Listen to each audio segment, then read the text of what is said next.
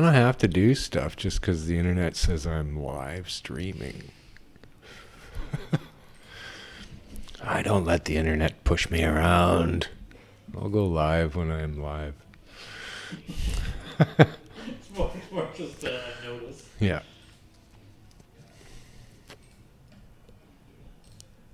All right. Good day, everyone. Welcome to the show. I'm Marijuana Man. This is From Under the Influence.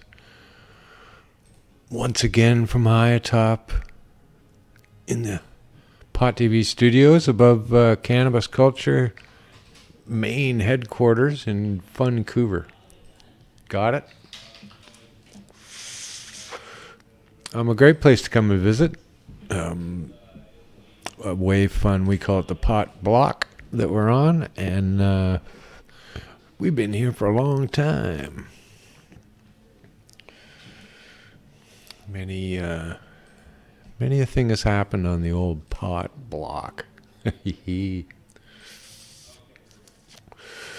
I'm thrilled to have been anywhere near it. I gotta say, we've had just so much fun working out of this building, and all the other things that we've managed to pull together. It's quite a blast, gotta say. No one showed up here on the show today, as you can see. Empty chair. I like it though.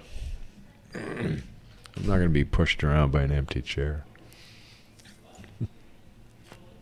As you can see.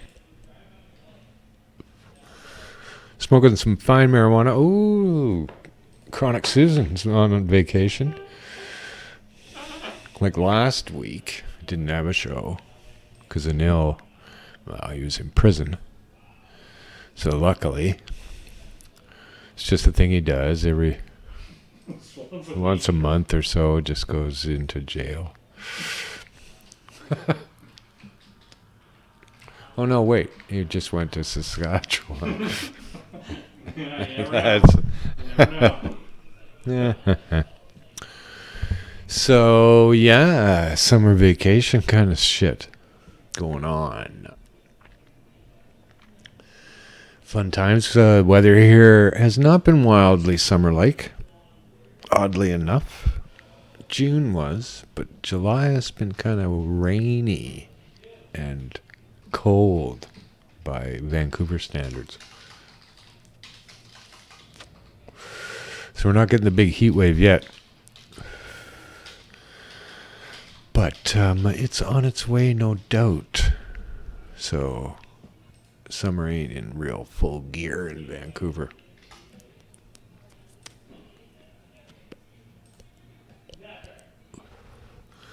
Went up into the mountains east of here over the past weekend. A little birthday party going on. And out the other side of Manning Park, it's called. I've never seen so much fun stuff.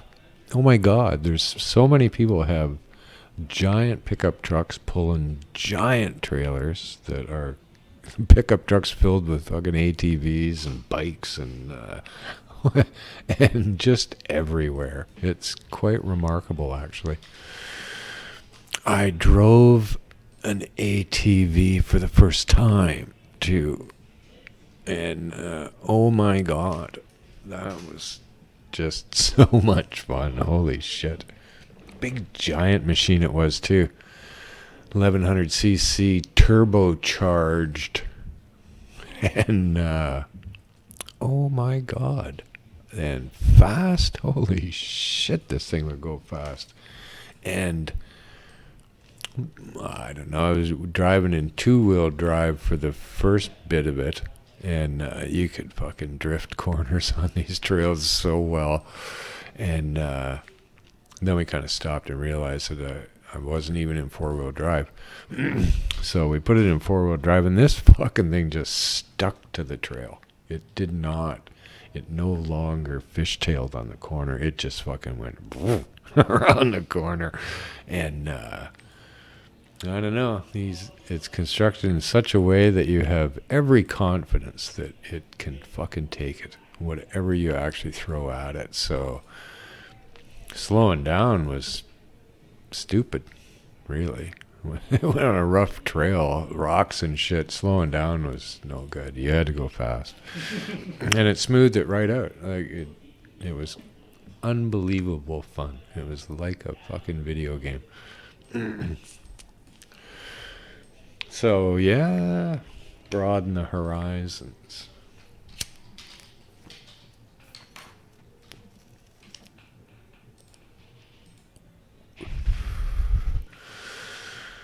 Yeah, driving's fun. I just got my license again after a long time of not having it. So driving's still fun.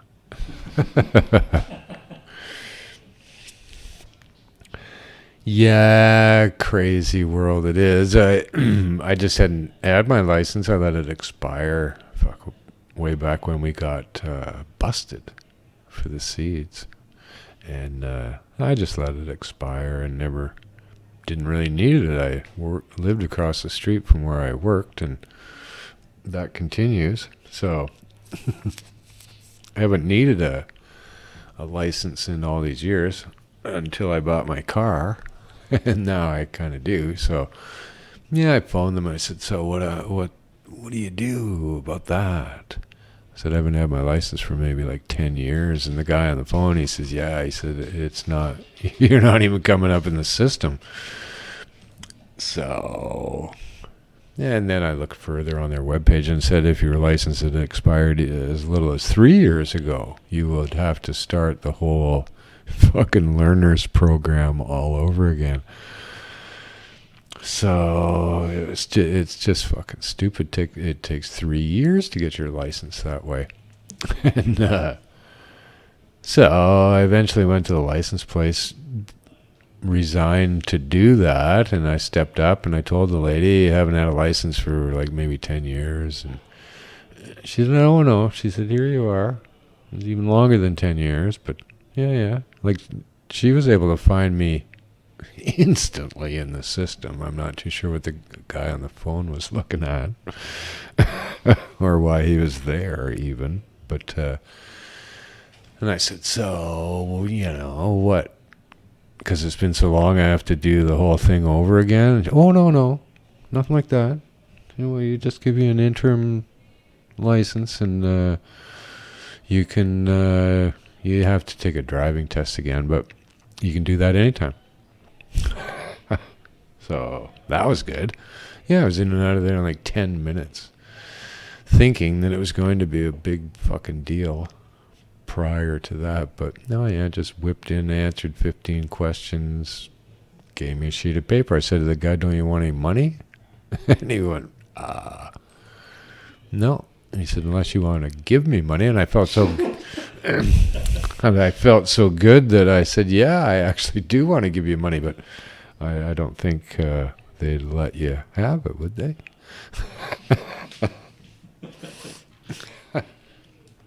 So, yeah. People close to me wouldn't let me drive before I got my license because they've never seen me drive and necessarily couldn't know that I know how to drive. So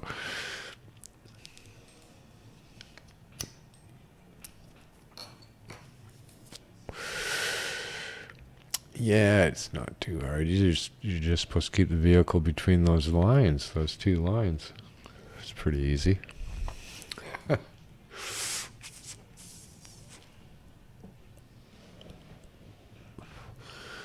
But a lot of traffic out there, though. Holy fuck. And a lot of those pulling trailers through the mountains really slow with huge, long lines of people behind them.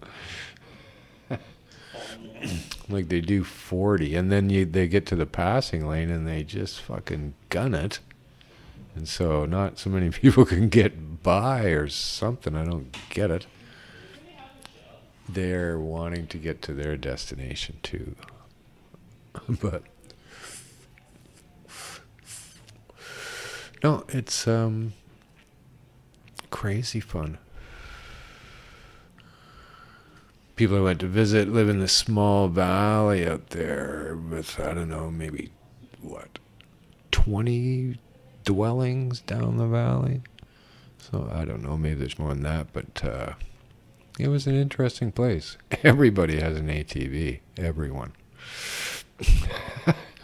And all other manner of outdoor vehicle.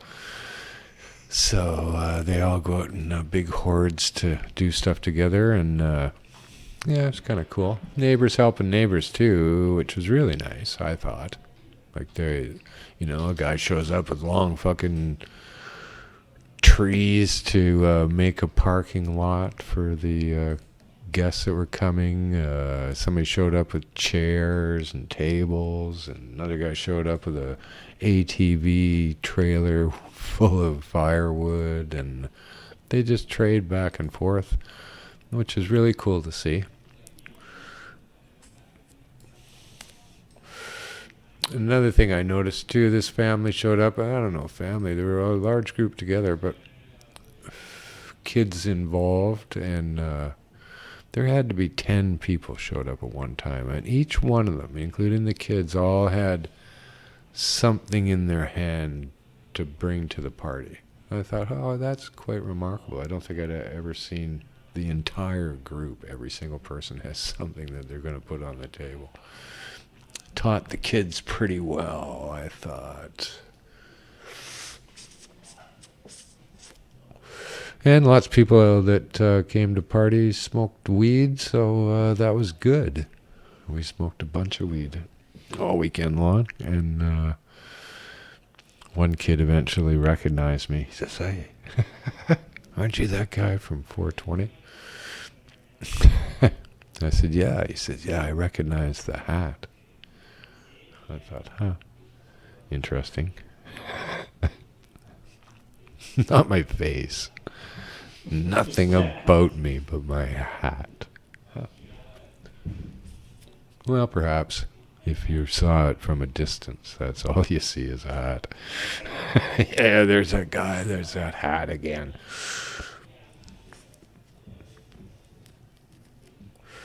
Yep, no fallout from Cannabis Day. Not a peep. No more peeps above 420 either. These idiot fucking city councilors. They're just crooked, is what the problem is. We've allowed our politicians to be crooked and get away with it and not work in our best interest. We've allowed this, and we should take it back somehow. There's got to be a way to take it back, because it's seemingly not making a difference who politically anymore. It doesn't matter what party's involved, they're all the same. Which would indicate to me that somebody else is running the show above them. And the public becomes so blasé about this, and they go, "Oh yeah, we know, it's all corporate." But this is fucked. The way they're doing it is fucked. So that's what needs to be changed. A lot of people I see, they're counting down the fucking days till the federal election so they can tell Trudeau to fuck off. And you go, like, really? Really? You think he gives a fuck about you? No. Doesn't care one bit. You can't make a point with your vote. They don't give a fuck. They'd rather you didn't vote. But at any rate, you're fucked. It doesn't matter. You've only got liberals and conservatives in this country. No one else is going to win that election. Not in a million years. God save the Green Party. But, come on. They're going to finish fourth. Right behind the NDP. I've been alive a long time here in Canada, and it has been absolutely no different than that every time. Don't know why anyone would think that a new result is going to come out here. If you're pissed off with the Liberals, you get the Conservatives. When you're pissed off with the Conservatives, you get the Liberals. That's it. That's all. That's how this country goes. They're never, ever going to elect the NDP. Oh, my God. What would happen if they ever did that? Right? Even the NDP know that. They're happy being in the third spot. They don't do nothing. Right? Green Party is fourth behind them always. I appreciate that people's sentiments for the love of the planet or whatever they have sentiments for would go with the Green Party. But if in fact, God willing, they actually had a landslide victory, the same people run the show. Doesn't matter. Somehow, they're able to make our governments and politicians do their bidding. So, they don't care who's prime minister. Right? They really don't. Even the police in Canada do not care who the prime minister is. They have demands to be met, and they will get them. That's how it goes. During one election, I don't know, Stephen Harper had announced that he was going to give the police fucking, I don't know, $4 million or something like that, and to hire 25,000 new police officers. So, and then there's an election called, and the police union wrote a letter to everyone who was running for prime minister and told them exactly the same thing. Thanks for the $4 million to create 25,000 new jobs, but you have not said that this is a lifetime thing. We can't hire 25,000 police officers without knowing that we're going to have a budget to pay them forever. That's what they said to each and every one of them. Jack Layton, at that time, NDP fucking wonderkin, he began to chime in on his campaign that we needed 25,000 more police officers. All right. I'm sure the guy from Quebec did it too, but I just didn't understand what he was saying. So, the police do it openly, evidently, and no one seems to care. But you got to figure that there's a lot of special interest and corporate behind the scenes. There's not a chance we know about. Not a chance. Because Trudeau or anybody else who's prime minister or whatever else you are, mayor or fucking premier or whatever you are, is just there to distract you and me into thinking that they actually are somehow in control. Because they all act wicked. And few stand up to cry about the wickedness, even from within. Never from within. Right? You go, wow, that's interesting. No one noticed? Not one of the other MPs noticed what's going on here? And how this works? And would like to tell us in my whole life? Not one of them? Ever? It's like I couldn't imagine doing it. I could not imagine operating the way that these people do behind closed doors if I was one of them and elected by my constituents to be there. I could, first fucking time I knew for sure what was going on, I'd be walking out that door and telling everybody. Like, what? How is there not one adult that's been there in my whole life ever had that conviction? Right? Or any politician. How come they're Right? Holy fuck. Whatever compels these people to do, to act in the interests of the corporate and the special interest, whatever they're threatening them with or bribing them with, right? It has to be one or the other. Why would they do it? By and large, I would like to think that people running for office in my country are regular people who have concerns and would like to help. Do you think? Is there anybody? Is there one that runs on that premise? Or is it just so, how can I get connected to this fucking huge trough of money that's going on? So that's kind of, you get tired of it, actually. You go, government is not, they're not doing anything for people. So, I don't know. Me, I'd rather have a liberal government. They don't scare me as much as the conservatives. And that's all the choice you got. So, right? People go, oh, I'm glad I didn't vote for Trudeau. In the cannabis world, I'm going, what? Why the fuck wouldn't you have? He was the first guy to ever say he was going to legalize cannabis. What are you supposed to do now? You don't vote for that?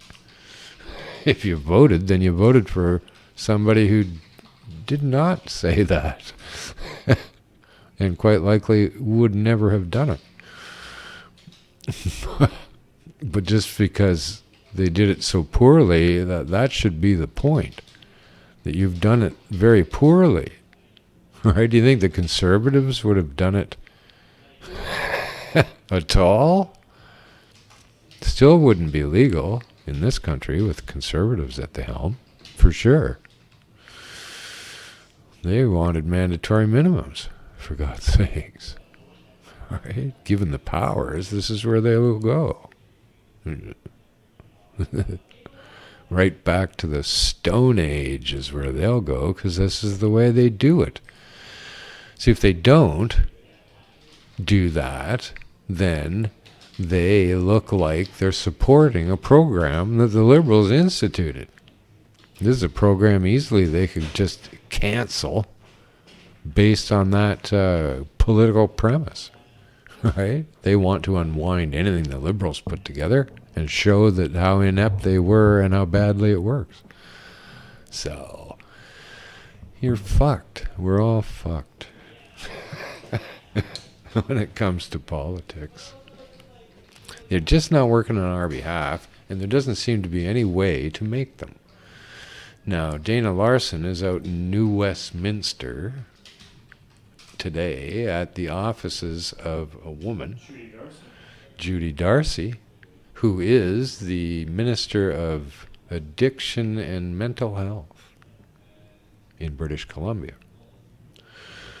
Now, I heard there was a stalwart 20 people went out to support that. They're going out to demand an end to this stupid drug war and do something about this fentanyl crisis that's going on. Oh my God. You know, we, or at least I, whine about the cannabis industry a lot, but holy fuck, so many people are dying on the streets all over the place, everywhere. It's insane, and they do nothing. They have not done anything. How the fuck do you not do anything and get away with it? Like, really, I don't know. It'd be interesting to know perhaps the total number of people who have died from fentanyl. Total number of fentanyl deaths in Canada. I bet they don't have stats to even let you find that out, I'll bet. But it's staggering, the number of people who have died because of fentanyl. Now, if that same number of people were fucking wiped out in a flood, right? Or, like a whole town, we'd be weeping and moaning and fucking doing everything we could to help. Wouldn't we? But we don't care about the tens of thousands of people that are fucking dying from this sick drug that's out on the street? And you've tried nothing? Holy fuck. Send the police to beat up a hurricane. Right. It's totally unbelievable that A, they are like this, and B, we fucking let them be like this. Right? And this is why Dana's out there, to demand these people start doing something here. I'm pretty sure Judy didn't show up. She was the only one that didn't show up. Did she? I don't know. Don't really know that for sure. It's my guess. And none of the other ones have shown up. Which is interesting.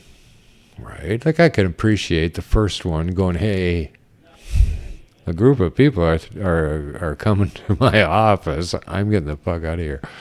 Like, I can appreciate that.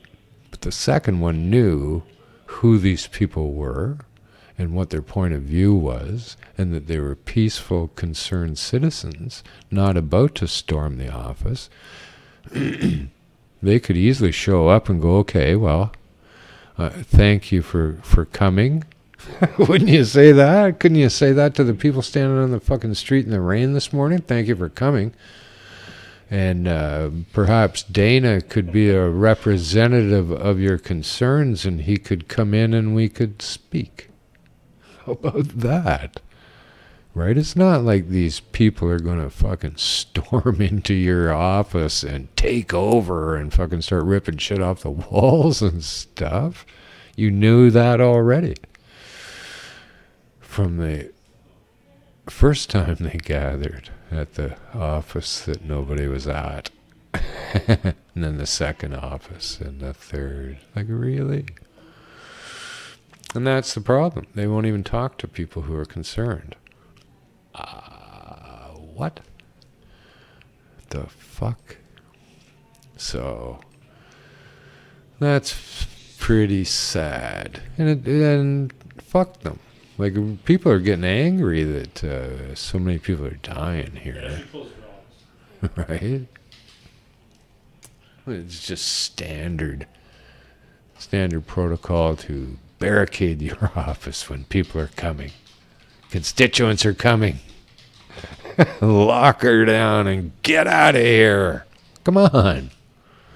You're open every other day for any constituents. Yeah. Shouldn't actually tell them you're coming, Dana.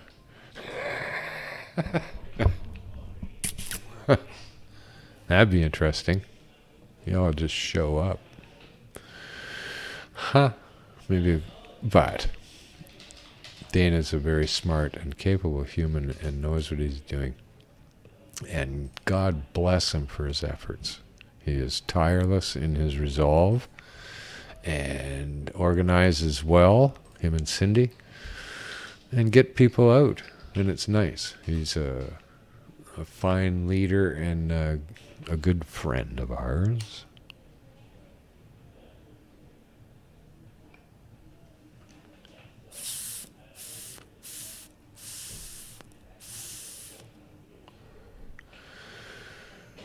Yeah, earlier we were talking about the block in the old days down here when the building beside this building burnt down.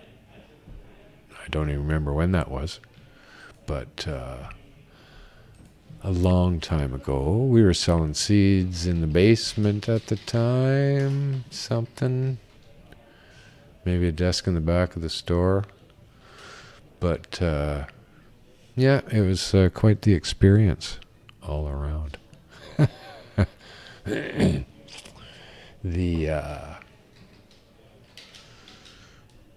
Those Cabbages and Kinks was one of the stores, and the other one was the Blount Brothers that were housed in that building. And I don't know, interestingly enough, the Blount Brothers was giving up the lease on the Amsterdam Cafe and moved all of their stuff out of there. It was like a Saturday, and the very last thing I ever saw them move out of there was one of those big giant rolls of electrical conduit, rolled past our store and into the Blount Brothers. And then I lived at that time up high on Mount Seymour over on the North Shore, and out walking the dogs up in the mountains in the morning, and then I turned back and looked and saw a pillar of smoke coming up from behind the Dominion building. And I went, uh-oh. I instantly thought there was potentially some electrical thing might have gone wrong, whatever they were doing with that. But yeah, it wasn't too long, got the phone call that their building was ablaze. So, yeah, came down here, and of course it was fully engulfed, and lots of firefighters, and thank God for the firefighters, because they came into this building and fucking really protected and helped keep it from catching on fire too. I don't know, they went downstairs, they covered all our computers and fucking any electrical and audio stuff, and yeah, kept it from too much damage. But unfortunately that building did burn right down, and we were and our building here too took quite a bit of damage, smoke damage and water damage. And it was an interesting time, because the entire staff is standing out and across the street watching this all go down, going, we just fucking, we're out of work. And Mark said, oh no. He said, no, don't think that. He said, we'll save our building, and we'll paint it and wash it and paint it and wash it and paint it and wash it. And he said, don't tell anybody this has happened. People are coming from all over the world to see this place, and we'll be ready for business.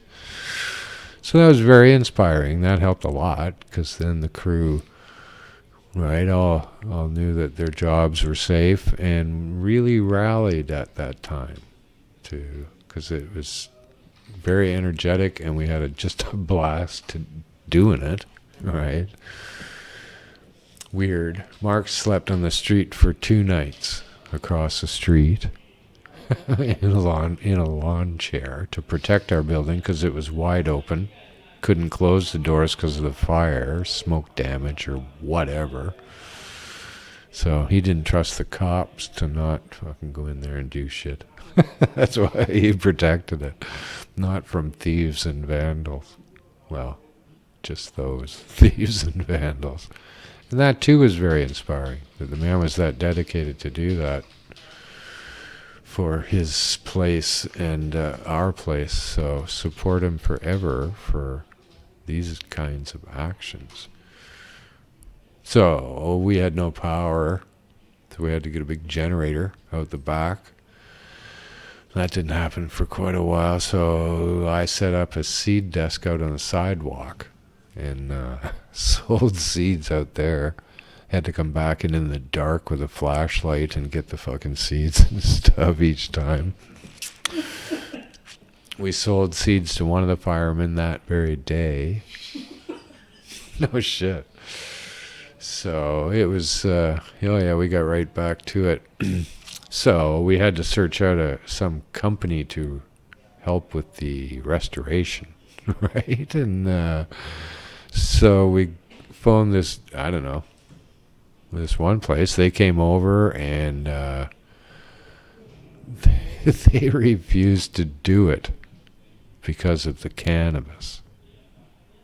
Our building was fucking almost burned out, and they didn't feel comfortable allowing their workers to come in here because of the cannabis. Not the burnt fucking mold that was probably in the air, but the cannabis. It was bizarre. We were stunned, right? But that happened a lot in those years, really, that people would just refuse to have anything to do with us, just straight-faced. But so we got some other company that finally did, and no, we got to it and got her back going, and she's still going today.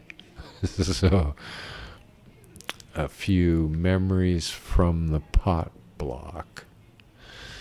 So at that time now, the Blount Brothers were out of business because they gave up the Amsterdam, and Mark fucking actually had signed a lease and took it over again, and we were going to get the cafe back. But as generous as he is, he actually got the landlord to tear up that lease and give it back to the Blount Brothers so that they weren't out of business. And I'm not too sure that they even know that, but that's the way he operated. We started that cafe way back when. It used to be a very nice opening from the store downstairs that went into the cafe. That it was a going concern. Volcanoes on every table, and smoke 'em if you got 'em. Pretty much. So yeah, we've been here a long time doing lots of fun shit.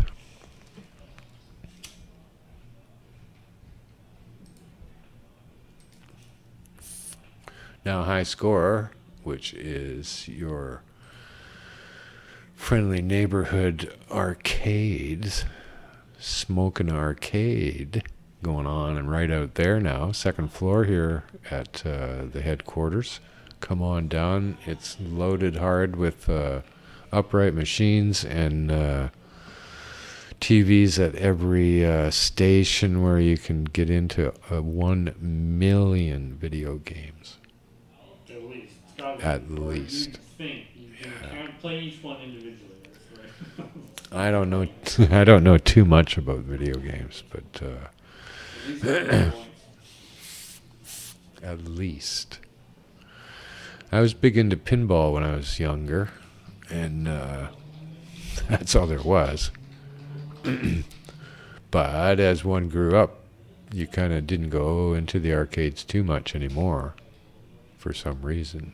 And then while I was away from it, they invented video games, so never really got back to it and played too many. But it was funny the other day. I was looking on YouTube and I saw this car race. Yeah, fucking Bugatti Chiron against a fucking LaFerrari or something like that at this famous German racetrack. And it was just fucking spectacular race between the two of them. So I had my buddy Alec over and I said, fucking look at this. And he goes, you know, that's a video game.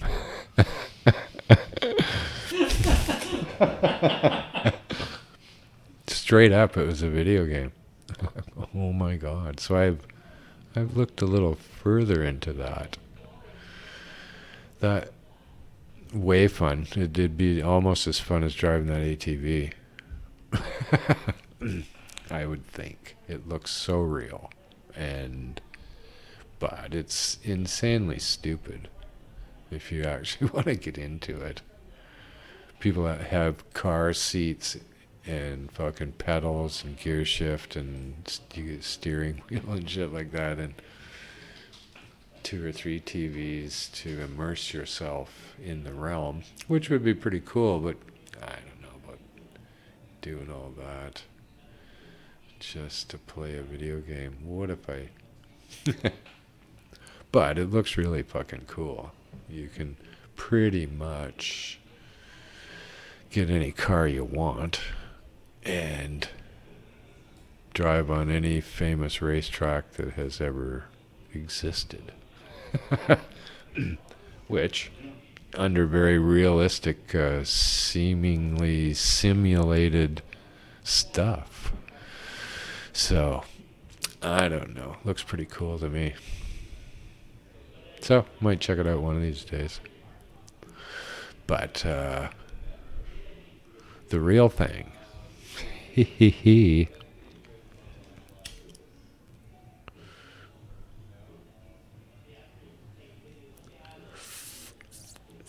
They make some very fast cars now. my God. Just for driving around in production cars off the fucking line doing 420K.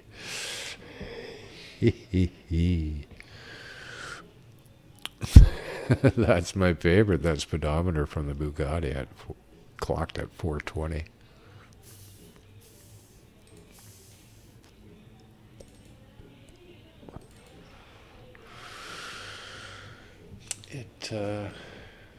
And it goes that fast. With the guy just sitting there in his fucking shirt sleeves. No helmet, no protection, nothing. Just a pair of jeans and his shirt. He gets in and you could be just having a conversation with him as he went 420 kilometers an hour. And now there's faster ones. Yeah, that's a slow one. Yeah. Right? Oh yeah, the Chiron or whatever it's called, Chiron, Bugatti Chiron. Its speedometer says 500 now. Soon there won't be room for all the numbers. How fast are you going? I don't know. The needle went right around twice. But few places to drive a machine like that. I think it'd be fairly frustrating to own something like that, really. Like you can't really go any faster than traffic. And roads around here aren't straight and long anywhere. And those that are, have cops on them because they know that that's what you're going to do. So you could only go really fast for very short distances here. But there's a lot of very luxurious vehicles here in Vancouver. You see them everywhere. Slowly.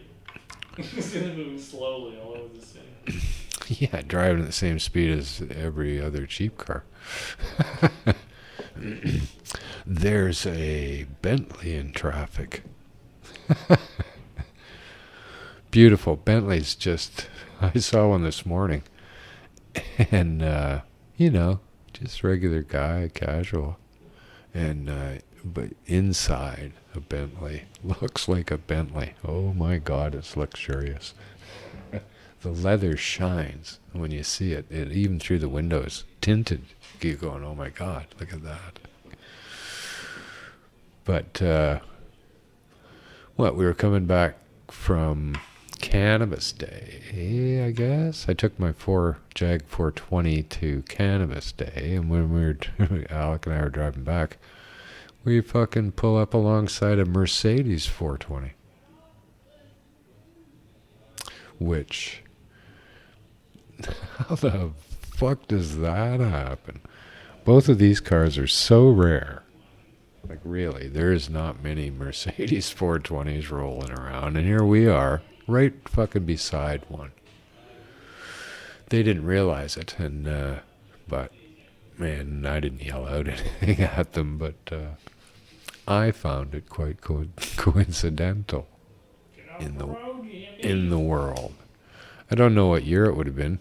Fairly older. I don't know what years they actually produced the 420 Mercedes, but the ones. It was a nice looking car. It's not my favorite looking kind of car, but 94 was the first. Oh, wait, no. well, as late as 97, 86. an E420. It looked like maybe a 94. I think it was an E420. But no, wasn't that. One of that earlier one, the 94 E420. That one. I think it was that one.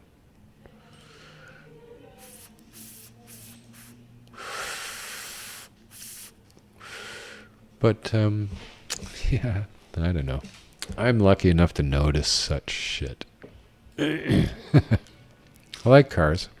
I look at all the cars that are out there, and I marvel at the names that they're given and how anybody could actually sell that to a group of people in a meeting.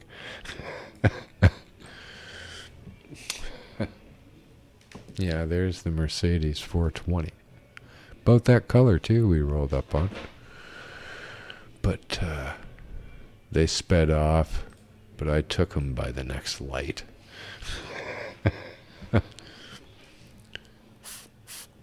My little car's fast. Holy shit.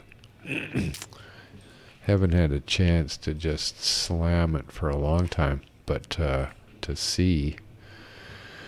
But it has the potential.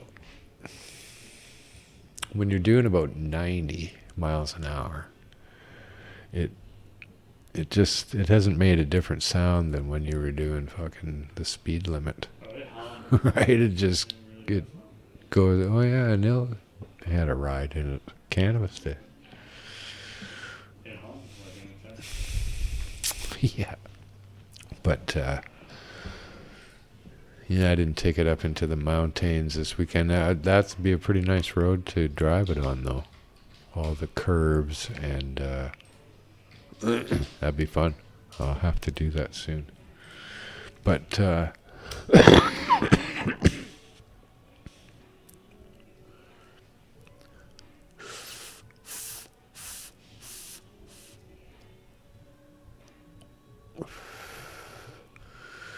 so all sorts of fun in the cannabis industry. I swear to God, when I search cannabis on fucking Google, the only thing that comes up now is business news. And if it's not really business news, it's still brought to you by Forbes. Right? Like Forbes is just reporting everything they can think of about cannabis.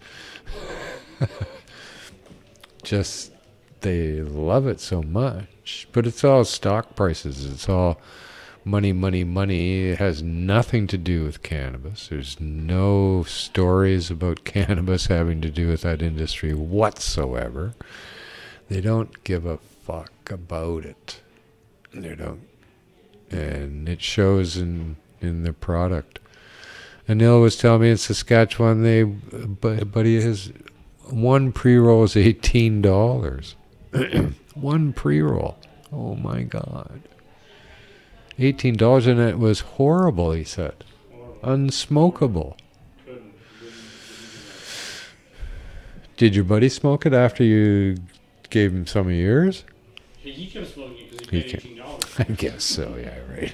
Fair enough. But, no, it's sad. In stores, get this, one is decorated like a record shop. Is that right? Prairie Records. Prairie Records, the marijuana shop is called. Having nothing to do with the shop, as it turns out. The records aren't for sale. You don't talk about them with anybody. There's nothing beyond them being there that would suggest that anything, right? And Neil said that the weed was hidden way over on the shelf. In blister packs. Oh, no, that was a different store. That was the pot shack. Oh, I that didn't was the see pot any- shack. Oh, they have the little jars in the corner that smell like plastic. The tiny nuggets. So the marijuana is so hidden and so secondary to fucking records that you don't sell. Like, how stupid is that? Why would you bother? Right? Because you've rented this big space that you got to fill up something with, and you can't have it at all related to cannabis because of the stupid rules that you're going by. So you come up with a dumb idea of making it a record store. And you don't sell records. Oh my God. You don't need anything to sell weed. It sells itself pretty much. All you need is a clean space and weed. That's all the consumer cares about. They don't care about your dumb decorations. They don't come there because you You pretend to be a record store. I can't get over this. And another one that was, it was like a fake sports bar. Oh, it looked like a sports bar. Yeah, it looked like a sports bar. 100%. Had not having nothing to do with that, and again, not like that's in front of being a cannabis outlet. This is what the idiots came up with. And that's in Saskatchewan. Was that a fucking lottery in I Saskatchewan? believe it was a lottery. That's what you end up with idiots like that who know nothing about cannabis, don't even care, put you through the bother of having to even look at this shit. I would get the smallest space I could find. Make it really nice and clean and bright and have welcoming staff. And cannabis, because that's why anyone would come there. They don't care. People spend a lot of money redecorating their fucking place, I tell you, and nobody even notices.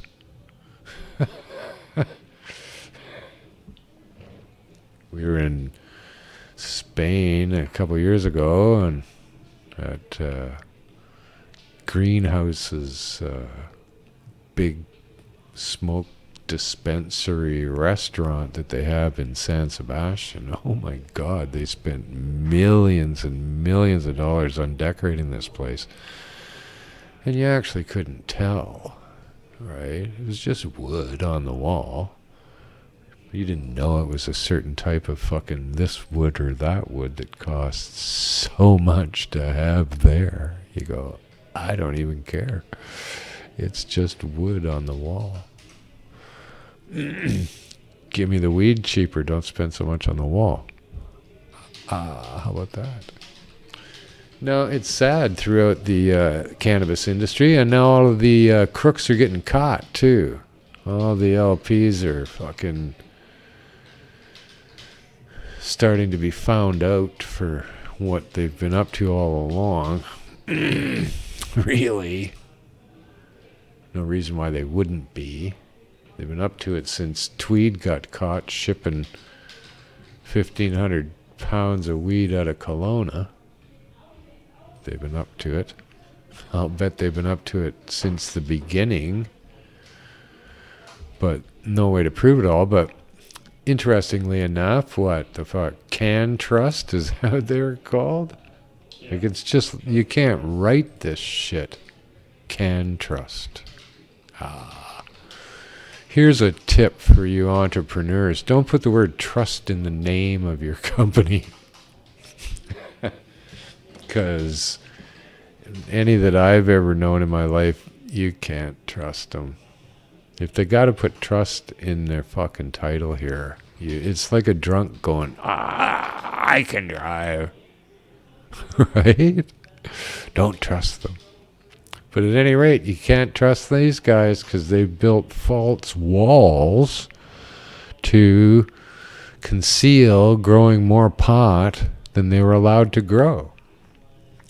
They have a license to grow pot. I don't know what their license to and how much pot that they were licensed to grow, but I'm going to say probably a lot. Right?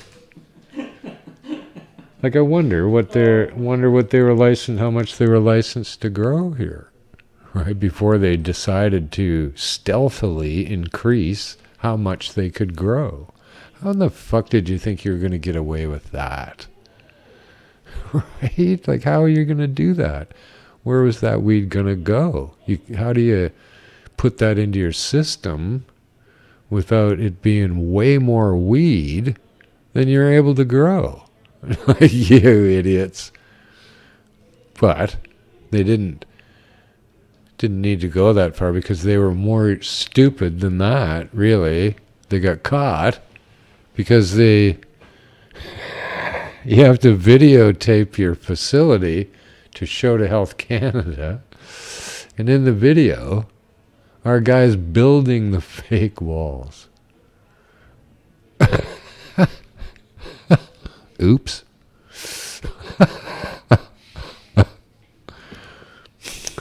I don't even know what to say about stuff like that.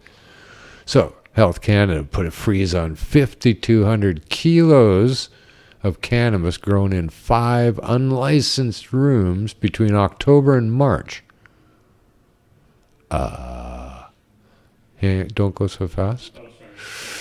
So, interesting to me that the weed, they put a hold on this weed, 5,200 kilos, but that was fucking in October. Do you have any, like, fresh weed? No fresher than March? Right?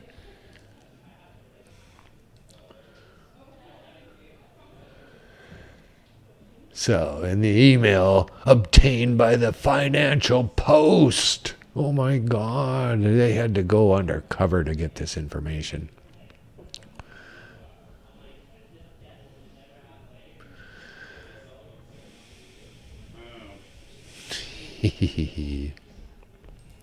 Yeah, you clearly see us hanging up white poly walls to cover up thousands of plants. A CanTrust spokesman said, yeah, we lied. Can't trust us. He was unable to comment on the specific details of the actions of current or former employees. So, but this is the only one we know about. Others have lost their license. Another outfit lost their license just yesterday or today or something like that, or this week. I can't even remember their name. I don't care, but they don't tell you. Health Canada doesn't tell you why their license was revoked. And I'll tell you, like, when it comes to cannabis here in Canada, they're throwing every detail about this at us as hard as they can. They tell me every little town and city that's considering having cannabis in there, right? Every detail that they can possibly find. It's very hot news. So everybody's writing about it. But I don't know. Health Canada can't tell me why they revoked the license of a licensed producer. Really? I'd kind of like to know. But they don't give a fuck about the consumer or the medical patient. They don't care about any of us because they're the government. They don't care about us, people generally. Doesn't matter what position you're in. They don't care about you. So it's sad the way it's going. So we're just seeing them breaking all these rules, and they'll probably all get away with it, right? Nobody's going to jail for 7,500 fucking kilos of weed or something, crew. Extra. Like, how much do you need to grow here? Really? If you got a license to produce cannabis, what? Like, really? You can grow that much weed and still you've got to... why? Because you already sold the stock based on the idea that you're going to do that? You're caught in the boardroom. Now you got to cover up. That's what we've been doing all this time. You're just not very good at it at all. And good that you got caught, so you're out of the fucking game. Maybe people come along, might know something about growing weed. How about that? Why don't you start there instead of fucking... Yeah. So, interestingly enough, the stocks are beginning to tumble in the cannabis stock market. And thank God, because they were dealing with the wrong stock. How about letting us get to the cannabis stock? The rest of it I see out there in the world is medical and scientific, trying to rip cannabis apart to try and tell me why and how it works. I don't give a fuck how and why it works. Who would? Really? Like, really? You think knowing anything? They give you the whole list of terpenes that are in cannabis. What fucking difference does that make to you? You smell the weed. I don't know which terpenes those are. I never have, never cared. Smells good. Oh, that one smells like lemon. Oh, that one smells like blueberry. I assume that it would be a blueberry terpene, but there isn't one.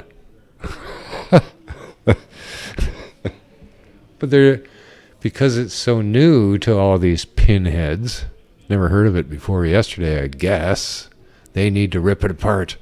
We must rip it apart to understand. Scientists don't understand shit. They just theorize about stuff because the stuff's really complicated at these levels, and it doesn't matter. What the fuck are you trying to do? At least, and if you want to do that, go ahead and do it. But how about fucking taking a breath for a second and actually giving us cannabis the way that we would like it? How about that? At a reasonable price, well grown, dried and cured the way we like it. Well, how about that? Before you tell me every fucking terpene that's in weed, and so what? What are you going to do about it? Really? So much talk about CBD. Heard a woman today looking for weed that had 0.003% THC. You go, wow, that's hemp. Well, I have to take a drug test at work. And you go, like, this is absurd. Everybody wants marijuana instantly to fit them, how they want it, right? With total disregard for those of us who actually like this shit and for the way we would like it. They want it packaged in a pill, I don't know, with all the terpenes listed on the side. Come on. I've been smoking pot for a long time here. There ain't much difference between one from the other here. Like, really? How come I don't feel the difference that much? Right? So what if it puts you to sleep? No marijuana puts me to sleep. Is it just 'cause you're tired?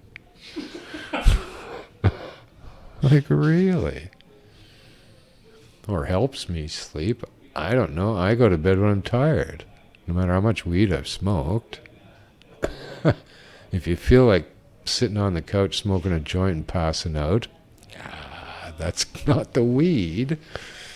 In fact, smoking indicas increases your heart rate. Huh.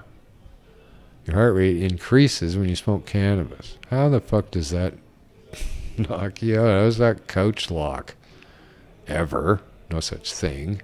The couch is the lock.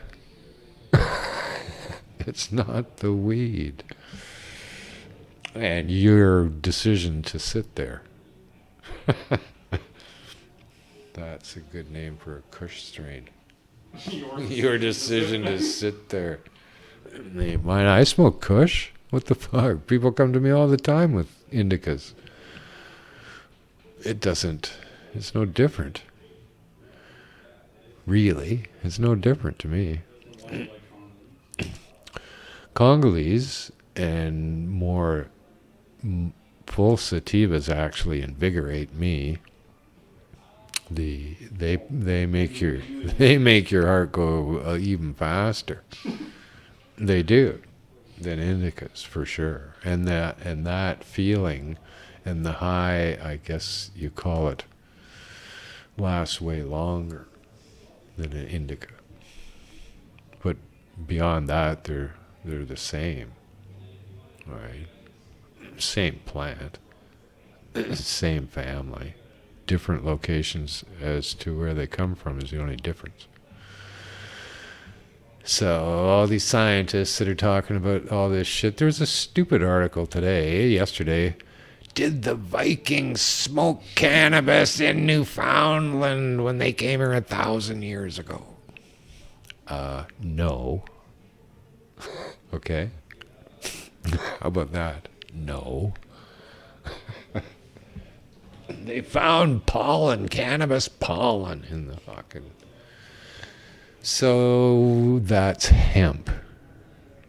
Huh. Yes, the Norse people would have had hemp. But they didn't have cannabis to smoke. They're fucking nuts. It doesn't come from their part of the world. They didn't go pillaging in Africa down to get some sativa in Ethiopia before they plundered Newfoundland. What the fuck did you think? Did they go to Afghanistan to get some? But there was hemp all over the place. Europe. Come on. So, scientists.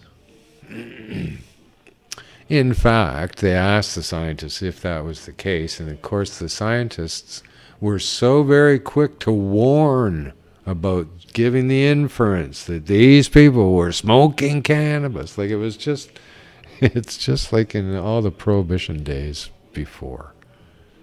That they always caution you about the idea of somebody smoking cannabis. Well, cannabis makes me feel good. How about that? What's wrong with that? Medicinal users, when I ask them what it does, they say it makes them feel good. I'm going, okay, good. How come I'm not supposed to feel good? How come I can't do the same? So, instead of, and even the word being high has a connotation of, being out of your mind or somehow not in control. You're high. And I don't know, I just feel good. Well, man, we sure fucking feel good now. I'm so feeling good. And stone too, it still carries a negative connotation, right? That you're somehow stopped in your tracks. You're a stone. You're stoned. But a few of us are, really. And so what if you are? That's all right. As long as you're not bothering me. That's the key. Just don't be bothering other people. Bother stones. No. Yeah, go talk to stones. But anyway, I've probably babbled enough for a week like this. So thanks a lot for joining in. And try to feel good all day. Right? Bring your friends over and get so feeling good. Dude, felt so good last night.